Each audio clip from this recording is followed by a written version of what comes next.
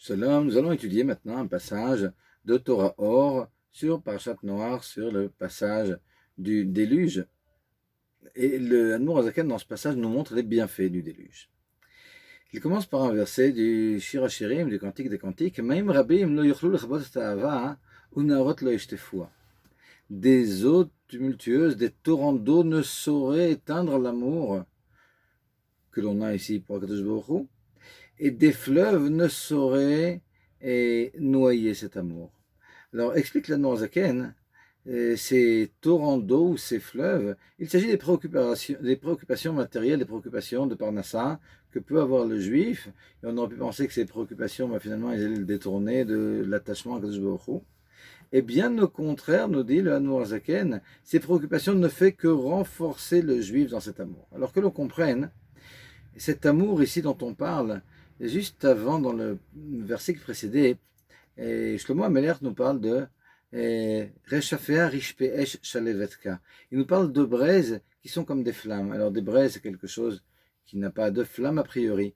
Et nous explique le Noirzaken, il s'agit ici, c'est une allusion à ce qui s'appelle l'amour caché qu'Akadosh Baruch Hu a fait rentrer dans les neshamot de chacun des Bnei Israël.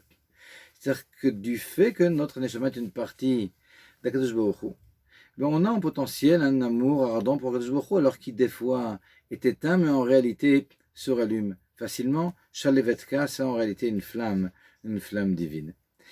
Et nous dit le Noirzaken, non seulement ces Maim Rabim, ces torrents d'eau ne sauraient éteindre l'amour que l'on a. Alors les torrents d'eau, on a dit que c'était les préoccupations matérielles. Et pourquoi les préoccupations matérielles? On a un verset dans Teilim qui nous parle de Kivaou Maim ad Nafesh. L'eau est venue jusqu'au Nefesh, et l'eau là-bas, il s'agit des préoccupations que peut avoir l'homme, des soucis qu'il peut avoir. Les soucis aussi, comme la Torah, des fois ils sont représentés par l'eau, parce que l'eau, c'est vrai qu'elle nourrit, c'est vrai que l'eau elle va de dos en bas, et puis un peu comme la Torah qui va s'habiller d'Afka chez les gens qui sont humbles, comme nous dit la Gemara. Mais l'eau aussi, il y a l'eau qui monte, il y a l'eau qui peut nous noyer, et là ça présente les soucis. Alors ici, en particulier, le souci de Parnassa. Et nous dit le Noirzaken, d'après ce passage, d'après ce verset, non seulement ces torrents d'eau ne sauraient éteindre l'amour ardent que tout juif a pour Akadosh Baruch Hu, mais plus que ça, en réalité, ils ont même pour objet de renforcer cet amour. Alors comment?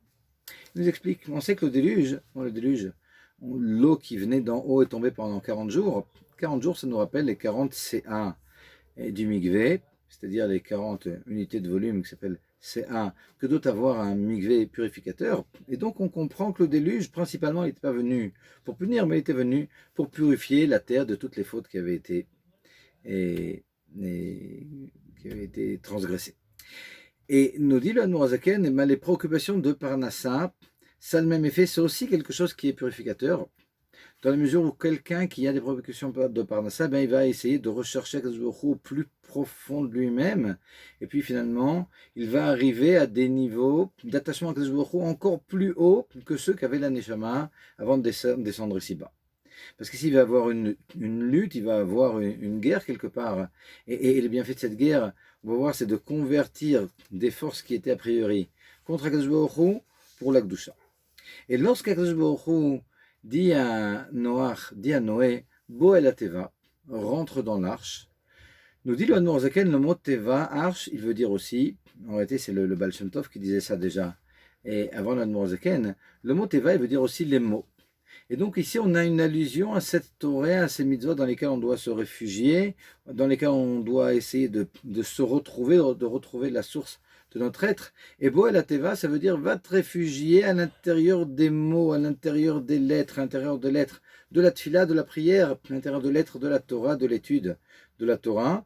Et évidemment, lorsque l'on va prier et lorsque l'on va étudier la Torah, on s'élève, on se purifie un peu comme donc le déluge. Et d'une autre façon aussi, la Noirzaken nous explique pourquoi ces problèmes, ces préoccupations de Parnassa, c'est quelque chose qui élève et qui purifie. Il nous rapporte un midrash selon lequel Akadosh Baruch Hu, lors de Brit Ben Ametarim, avait demandé à Avraham Avinu, qu'est-ce que tu décides de prendre pour tes enfants le jour où ils fauteront? Est-ce que tu préfères qu'ils aillent au Gehinnom, en enfer, après 120 ans, ou bien qu'ils aient ce qui s'appelle Shibud Malchuyot? Alors Shibud Malchuyot, c'est, dans un première exégèse, c'est ce qui s'appelle la dépendance des nations. Il nous explique que le Nourazaken, c'est beaucoup plus que la dépendance des nations. En réalité, c'est une dépendance au problème de Parnassa. C'est ça la galoute en réalité. Parce qu'on nous dit, bon, la dépendance des nations, ok, c'est une chose, mais au niveau personnel, il y a quelque chose d'autre. Puis il nous rapporte comme ça, dans un passage dans la Gemara de Ktubot, qui nous dit que lors du Beth Amikdash, à l'époque du Beth Amikdash, il y avait, quand on parle de Eretz Zavat Chalav Udvash, lorsque Kadosh Baruch Hu promet que la terre sera une terre où va couler et le Eretz Zavat Chalav Udvash, le lait et le miel. Alors il s'agit évidemment d'une description d'Eretz Israël lors du Beth Amikdash, au moment où tout va bien, et effectivement, la Gemara, dans le passage de Ktubot, page 111, nous dit qu'à l'époque du Beth Amikdash, on pouvait trouver des étendues extraordinaires de kilomètres sur kilomètres de lait qui coulait et des chèvres et de miel qui coulait et des dattes et qui donnait comme ça ce miel qui allait se mélanger à ce lait, puis quelque chose de tout à fait extraordinaire que l'on trouvait comme ça sur le sol. Et nous dit le Admor Azaken, bah ça représente un peu la Géoula, le Beth Amikdash. Et lorsqu'il n'y a pas de Beth Amikdash, le principal problème qu'on appelle Shibud Malchuyot, il nous dit, bah c'est le problème de Parnassa. C'est-à-dire qu'ici, Eretz Zavat Ravudvash, ça coule comme de l'eau de source, comme on dit. Et la Parnassa, elle est très très facile lors de la Géoula, lorsque l'on a le Beth Amikdash, mais lorsque le Beth Amikdash n'est pas là, ben on a ce problème, et quelque part, et c'est ce qui représente le Shibud Malchuyot, ces problèmes de Parnassa. Et de la même façon, nous dit le Admor Azaken, que le Gehinom, finalement, lorsque Kadosh Baruch Hu a demandé à Avraham Avinu de choisir entre l'enfer, le Gehinom, et puis le Shibud Malchuyot, et c'est qu'il y a quelque chose de commun entre les deux. Et nous dit le Admor Azaken, ben, ce qu'il y a de commun, c'est que de la même façon qu'on sait que le Gehinom c'est quelque chose qui est purificateur. On voit ça dans Maseret Chagiga, où on parle comme ça de Elisha ben Avouya, sur lequel Rabbi Meir a dit Mutav Dreidaine Vatel Alma Deate. Il vaut mieux après qu'il meure, même qu'il aille en enfer, pourvu qu'il puisse finalement aller au Gan Eden. Parce qu'on sait que son âme errait, et puis Rabbi Meir a aidé à sa mort à faire entrer Elisha ben Avouya aussi au Gehinom, en se disant, bah, c'est vrai que quelque part, bon, bah, là-bas, il va souffrir, mais en attendant, il est erré, c'était encore pire. Et le Gehinom, bon, bah, c'est quelque chose de purificateur, il va souffrir, mais finalement, ça va se finir un jour, il va rentrer au Gan Eden. Donc, toute l'idée de Gehinom, c'est quelque chose qui est là pour purifier l'âme, la faire entrer au Gan Eden. Alors, c'est pas quelque chose qui est classique, il y a certaines personnalités, finalement, qui sont très dures, qui ont eu ce Gehinom, mais a priori, un juif classique, nous dit le Midrash, n'arrive pas au Gehinom, et plus que ça, Abraham Avinu se trouve aux portes de Gehinom et ne laisse pas rentrer ceux qui sont circoncis. Je ferme cette parenthèse, mais ici nous dit le Admor Azaken, et ce rapport dans le Midrash entre le Gehinom et puis le Shibud Malchuyot qu'on a expliqué comme étant les préoccupations de Parnassa, nous montre que de la même façon que le Gehinom c'est quelque chose qui est purificateur, mais les préoccupations de Parnassa c'est aussi quelque chose qui est purificateur. Et pourquoi c'est tellement purificateur? Alors d'abord, on a expliqué dans un premier niveau, parce que à cause de ces préoccupations, on va se jeter, on va rechercher Akadosh Baruch Hu encore plus profondément dans la Torah, dans la Tefila, et finalement, ce sera quelque chose de tout à fait profitable. Mais il nous explique le Admor Azaken ça de façon encore plus profonde. Il nous rapporte un pasuk de l'Ecclésiaste de Kohelet, dans lequel Shlomo HaMelech nous dit Veraiti ani sheyesh yitaron lachokma min hasichlut. J'ai vu qu'il y avait un grand avantage de la sagesse sur la bêtise et de la lumière sur l'obscurité. Bon, on n'a pas besoin d'être Shlomo HaMelech pour comprendre qu'il y a un avantage de la chorma, de la sagesse sur la bêtise et de la lumière sur l'obscurité. Mais essayons de comprendre quand même. Alors dans un premier niveau, on comprend, ok. Et Itaron à Or Min HaChosher, c'est l'avantage qu'a la lumière sur l'obscurité. Bon, bah ça c'est très clair, pas besoin de Shlomo HaMelech. Il y a un deuxième niveau où on dit non, ce que voulait dire Shlomo HaMelech quand il parle de Yitaron à Or Min HaChosher, c'est qu'il y a un avantage de la lumière lorsqu'on arrive de la lumière à partir du Chosher. C'est-à-dire que lorsqu'on vient de l'obscurité, qu'on arrive à la lumière, alors la lumière elle est encore plus resplendissante. C'est pour ça que lorsque l'on a eu des problèmes de Parnassa, et puis qu'on sait d'où on vient, et on sait finalement quels sont les problèmes que l'on peut avoir, et bien ici, quand on arrive à Kadosh Baruch Hu, on arrive à Kadosh Baruch Hu avec un attachement encore plus grand, donc on comprend pourquoi tous ces, et ce Shibud Malchuyot et tous ces problèmes de Parnassa, finalement, ils sont profitables. Ils sont là, comme on a dit, comme tremplin pour qu'on se rapproche encore plus de Kadosh Baruch Hu. Ça, c'est un deuxième niveau. Mais nous explique ici le Admor Zaken quelque chose de beaucoup plus profond. Itaron Aor Minachosher, c'est pas uniquement, comme on a expliqué dans la première explication, l'avantage de la lumière sur l'obscurité.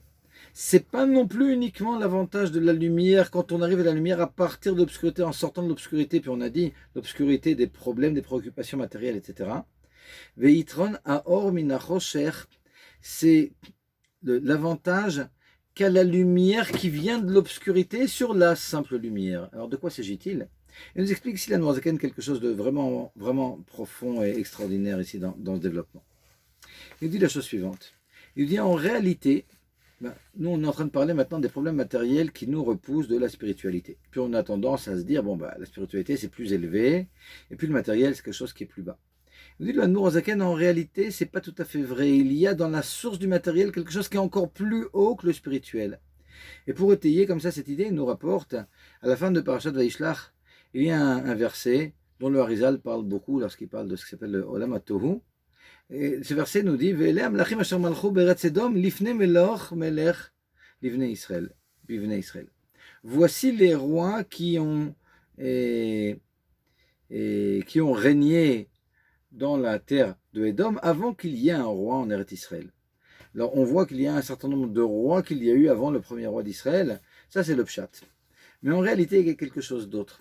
Ces rois qui ont régné avant le roi d'Eretz Israël, ça représente, on en a déjà parlé à une autre occasion, ce sont finalement, ça fait appel ici, ça fait allusion aux sphères du Olam HaTohu qu'Akadosh Baruch Hu a fait émaner avant de créer les mondes spirituels de Hatzilut, etc. Et finalement, ces mondes-là, qui ont été brisés finalement, nous expliquent le Noirzaken, ils sont à la source de tout le matériel. Et c'est vrai qu'ils ont été brisés, donc quelque part, ils sont un peu secondaires. C'est pour ça que la Nefesh Behemit, l'âme animale qui provient de ce monde quelque part, l'âme des animaux, l'âme des goïms, et tout ça, ça a un rapport avec ce Olam HaTohu. Alors bon, c'est plus bas que l'âme juive qui provient de Olam HaTikun, du monde de la Tzilut, etc., quelque part. Ouais. Mais d'un autre côté, il y a aussi quelque chose qu'il y a là-bas, qu'il n'y a pas dans la spiritualité, qu'il y a dans toutes ces choses qui sont basses. Alors on a parlé d'âme animale, mais ça fait partie aussi de la famille des animaux et de tout ce qui est matériel. Et dans ce matériel, il y a quelque chose qui est encore plus profond, le fait que la source finalement, c'est ce Olam HaTohu, il a précédé Olam HaTikun, et donc quelque part il est plus près de la source divine que l'Olam HaTikun d'une certaine façon.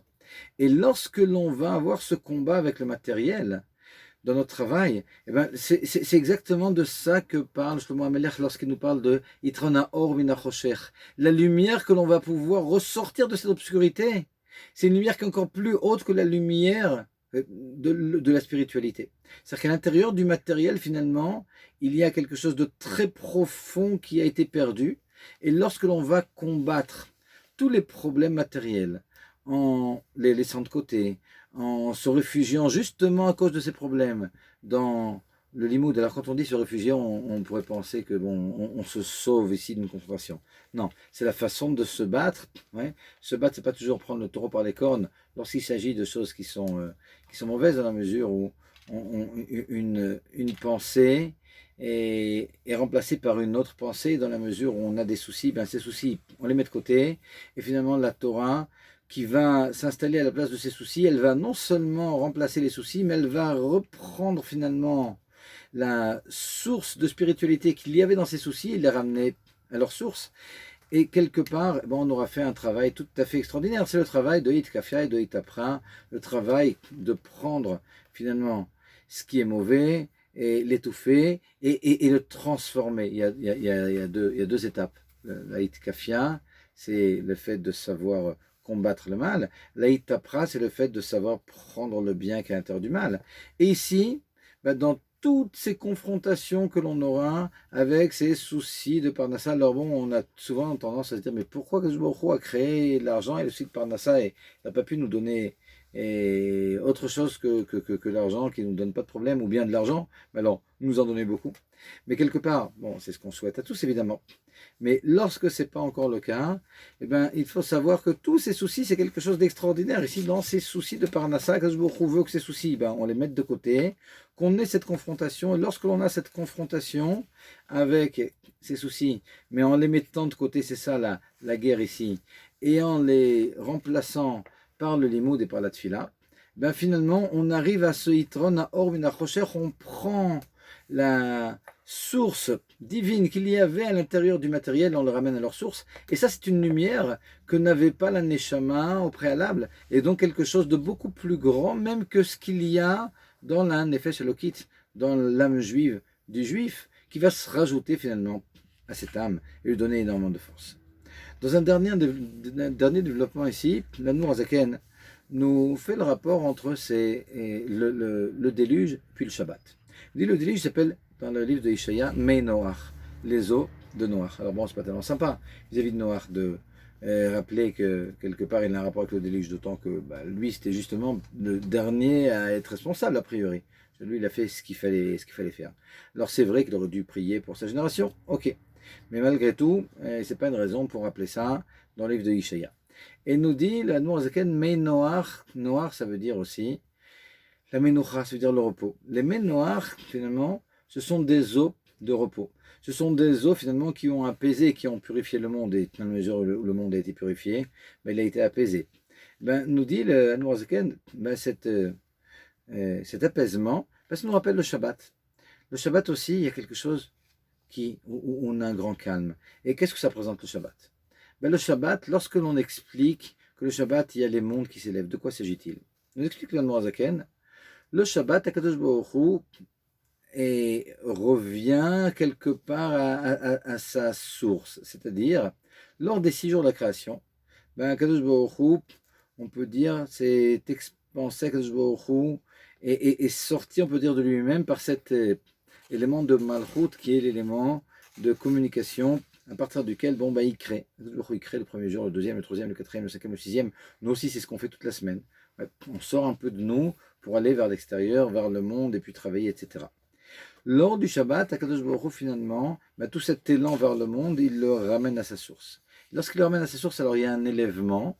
Et cet élèvement, c'est ce qui s'appelle la Aliyat HaOlamot, l'élèvement des mondes lors du Shabbat. Et cet élèvement, c'est un peu comme, vous savez, imaginez des chayalim, des militaires qui vont faire une opération, et puis lorsqu'ils rentrent à leur base, il y a un calme. On vient à sa source, il y a un calme, on a fini l'opération. C'est ce qui se passe le Shabbat. Le Shabbat, l'opération d'Akadosh Baruch Hu est finie. Notre opération aussi est finie. Lorsqu'on arrive au Shabbat, nous aussi on a travaillé pendant 6 jours. Et c'est ça l'idée des Mei Noach. L'idée des Mei Noach, c'est cette idée d'apaisement que l'on a après tous les problèmes qui précédaient au déluge. Et puis on peut comprendre qu'on arrive finalement à cet apaisement grâce à tout le travail que l'on a fait, comme on a dit, et avec le matériel que l'on a transformé quelque part en spirituel.